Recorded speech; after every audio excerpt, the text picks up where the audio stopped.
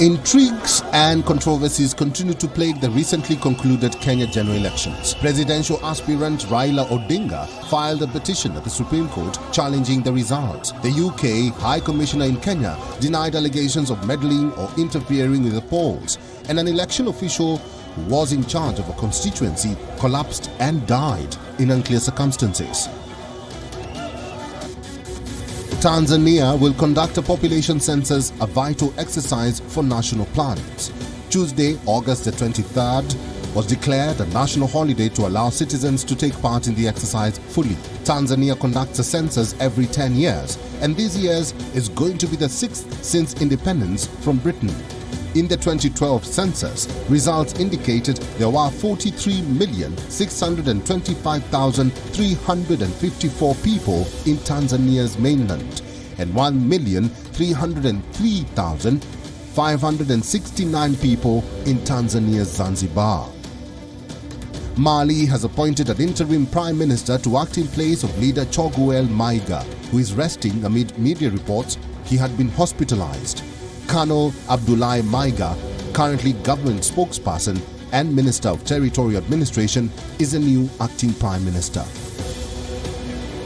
The World Bank has signed off a $300 million grant to Mozambique, marking the resumption of aid to the country since 2016 after the hidden debt scandal.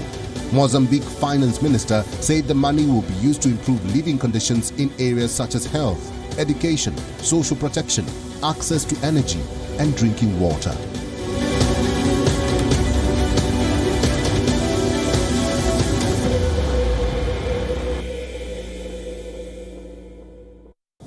The coronation of a new king in the AmaZulu kingdom is a thrilling affair that attracts thousands both in South Africa and the world. Misuzulu kaZwelithini takes over a largely ceremonial role, but one with great significance for South Africa and its 12 million Zulu people, after the death in 2021 of King Zwelithini, who had reigned since 1971. So what is the new Zulu ruler inheriting, and why has this decades-old tradition been mired in controversy? Here's a report from KwaZulu-Natal.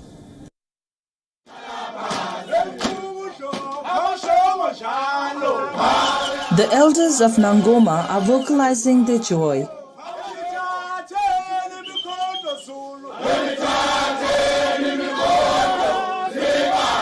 Zulu tribal leader Mangosuthu Buthelezi joins them in the song and chant.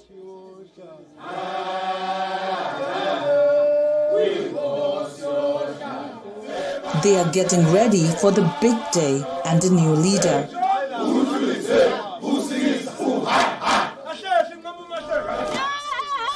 It's coronation day in Zulu Kingdom. Huge crowds come to pay tribute to the king of the people of heaven. The ceremony takes place to announce to the living and the dead, by Zulu tradition, that he is the king. As he enters the kraal, his protectors, the Amabutu, sing and praise him. Today is a very important process of ascending of the king to the throne. It's a traditional ceremony. It's where the king goes to the kraal, pray and connect to the ancestors, and inform the ancestors about the late king and submit to the late king to the ancestors, and also inform the ancestors that now there's a new king in the throne. For us, this is the great day where our king is now officially announced, although His Majesty is on the throne. But today is a symbolic where the whole nation will show that our ancestors will also accept him as the king. The king of the Zulus is South Africa's most powerful traditional ruler, but one who has been contested in a long-running palace feud over the throne. 47-year-old Misuzulu kaZwelithini, whose first name means strengthen the Zulu people, succeeds his father, Zwelithini, who died in 2021 after 50 years on the throne. The new king has 2 wives and 3 children. A traditional ritual known as ukengena isibayeni, or entering the kraal, marks the beginning of his reign as king. His accession to the throne was full of hurdles, as some members of the Zulu family prefer 2 of his brothers as the successors to his father. I know that you are aware of the state of the royal family in recent times. I request that whatever you hear in the media and the comments being made by those disputing the throne, you should hear them, but you should not listen to them.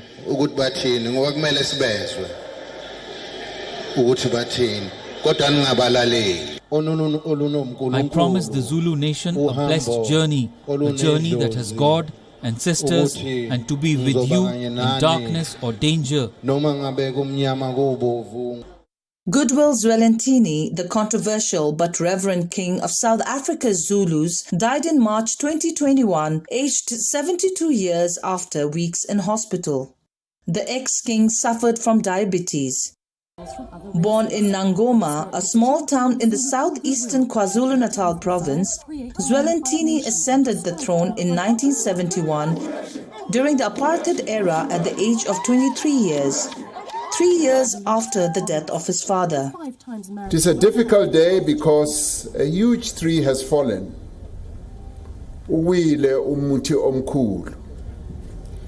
Our nation is indeed in mourning.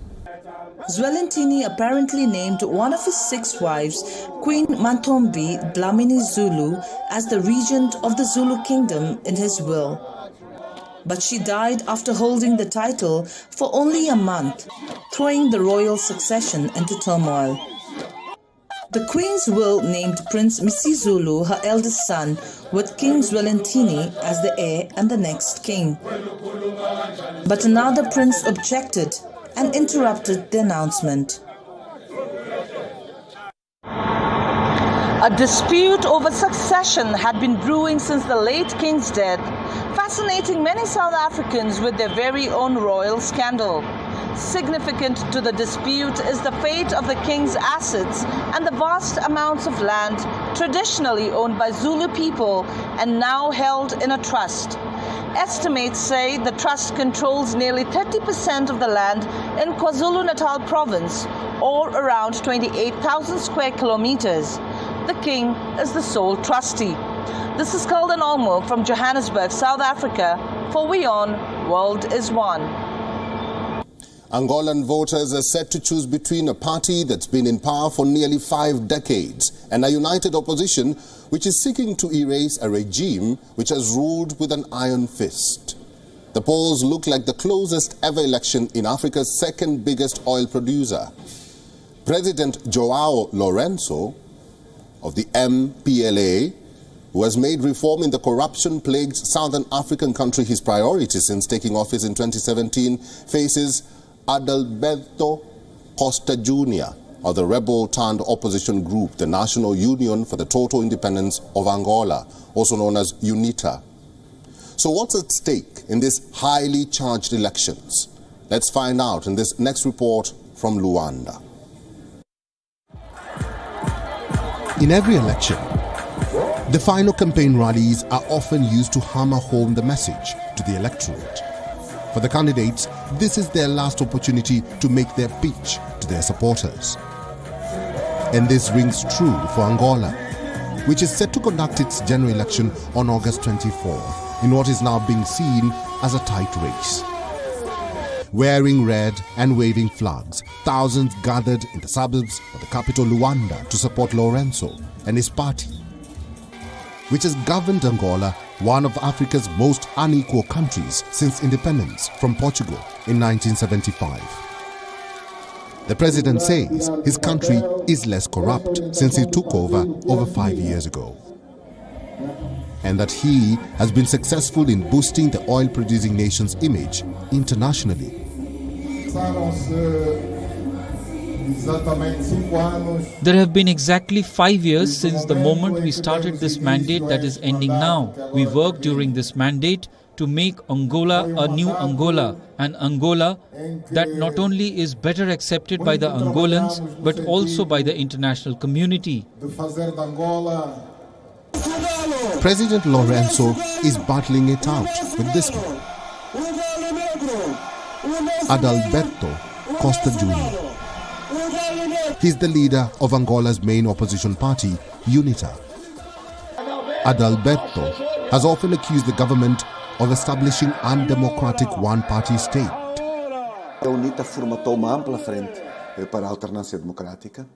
UNITA built a strong front for democratic change, fundamentally because there is a single party in power, a one-party regime, a big cancer this country needs to get rid of, a cancer that feeds on everything to continue to govern.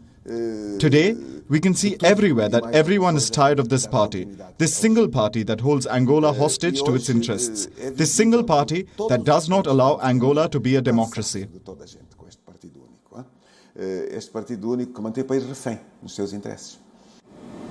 So what is at stake in these elections? In Africa, only Nigeria produces more oil than Angola. One of Africa's largest economies, Angola has been dominated by state-owned companies, a legacy of its socialist past. The government has embarked on ambitious privatization programs, but progress has been slow. Restructuring the state oil company Sonangol and diamond miner Endiama ahead of partial IPOs is expected to take another 12 to 18 months. After 5 years of recession, Angola's GDP increased 0.7% in 2021. According to the World Bank, and the Finance Ministry expects growth of 2.7% for this year. Inflation is falling but remains above 20%. Most of the people in Angola don't work, and that destroyed the government's reputation. There is no political intention to develop Angola. We are not content or happy with the government actions. We await more from them. Investors in the country say that the MPLA is likely to secure a majority in the 220-member parliament, which would mean the continuation of Lourenço's market-friendly policies. The country's debt burden soared to a record high of 131% of GDP in 2020 and then fell to 75% last year, helped by higher oil prices. Both parties have presented similar proposals aimed at diversifying the economy and tax base and encouraging investment in sectors such as renewable energy, fisheries and tourism. Experts argue that the MPLA certainly has yet to show political will to end Angola's dependency on oil. UNITA has promised to end the concentration of the economy within a single political and social group, a reference to Angola being one of the world's most stratified societies, whose elite comprises only those with ruling party connections. But the party has not criticized the government's broader macroeconomic reforms because it would most likely pursue the same policies. Whoever wins will still be at the whim of the price of oil, which according to IMF estimates accounts for more than half of Angola government's revenues and 94% of exports. Climate change has been a matter of concern worldwide, but a man in Senegal has taken an extra step to save his environment. Modou Fall, an ex-Senegalese army man, is now on a mission to ban the use of plastic waste, and that too in a unique way that's catching every passers-by attention. How? Find out in this next story. Dressed in multicolored plastic bags, Modou Fall once served his country as a Senegalese military officer. Now retired from the army, Modou Fall still continues to work for society as a plastic man.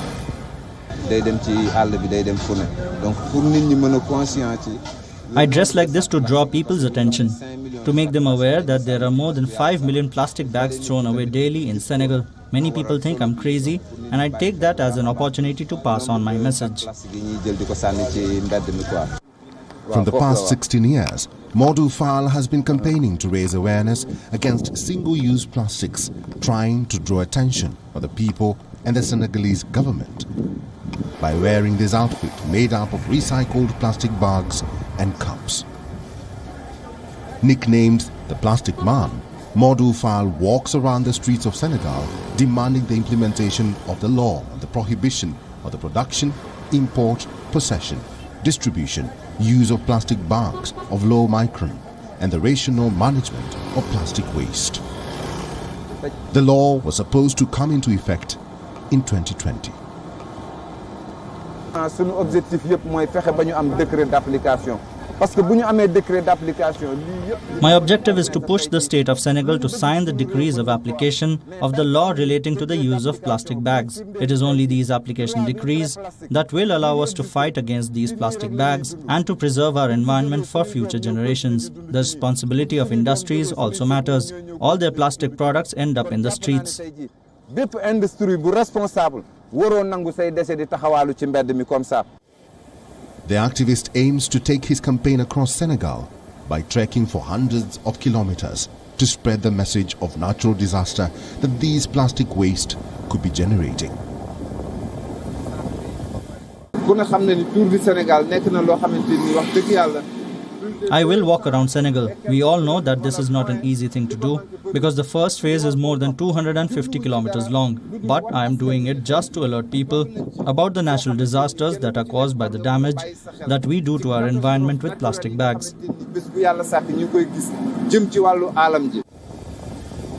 According to reports, some 200,000 tons of plastic is generated every year in Senegal, out of which only 9,000 tons is reprocessed and the rest is dumped in oceans. Synergy food. Women in Egypt are rarely employed in formal jobs, but some of them are crossing the barriers and making a place for themselves in a society which is considered to be a male-dominated one. People in Egypt can now see the first female metro train drivers responsible for helping commuters reach their destinations. Here now is a report from Cairo.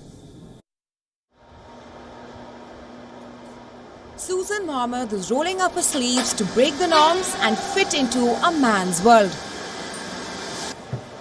Egypt, a country where it is unusual to see women working in formal jobs, Susan is one of the first female train drivers recruited by the Cairo Metro, who is now responsible for taking thousands of commuters to their respective destinations. I have a mixed feeling between happiness and responsibility as I transport thousands of passengers every day. It is a big responsibility. I'm happy but afraid at the same time. Women in Egypt have been granted the right to vote and stand for office since 1956. But their rights have been limited due to a patriarchal society and a male-dominated culture. But Omar Hind found immense support from her family when she decided to join the League of Susan Mohammed as one of the few female drivers running the metro rails.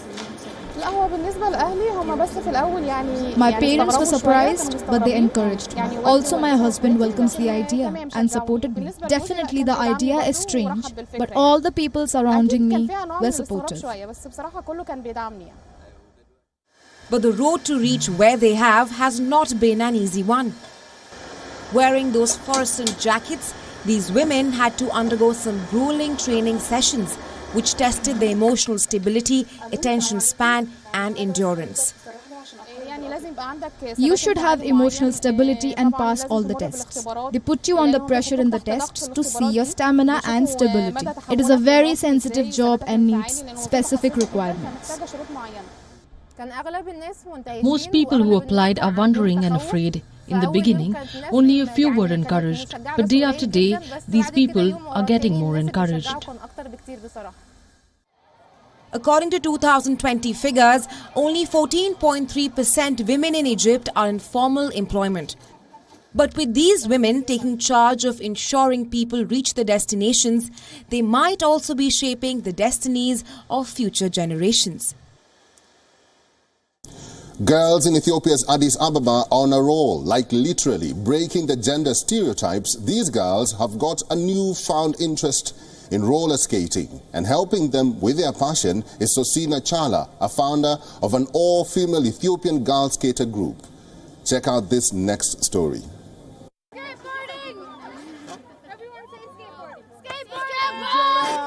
Every Saturday, these skaters meet to learn new tricks.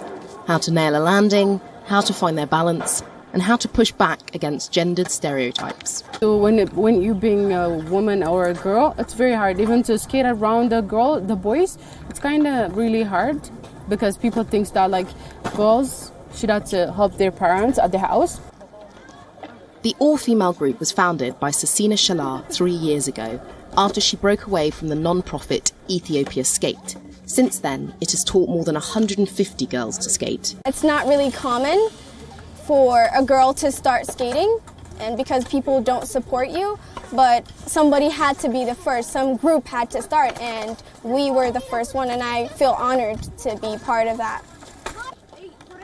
In a country grappling with an ongoing civil war, opportunities for young people can be scarce. Chala and her co-founder Mickey Asfall hope that they can provide a positive outlet for pent-up frustrations.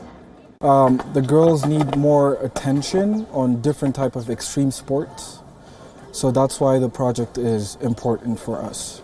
So there are a lot of girls in the streets with no jobs, and a lot of girls who need more activities to be busy on than spending their time in bad areas and doing bad things. So we give them time here to teach them how to skateboard.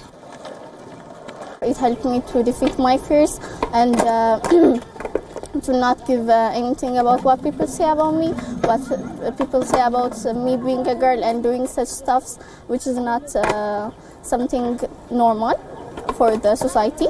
But I just enjoyed it. It makes me happy, even just I can't explain it. In this pocket of capital Addis Ababa, the girls are very much on board with claiming their place on the ramps.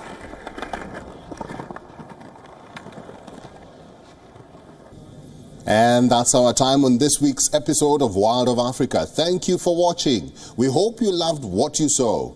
Stay in touch with us. Tweet at WION News with the hashtag Wild of Africa and tell my team and I what you would like to see in our future shows. I'm Erik Njoka. See you next week. Goodbye.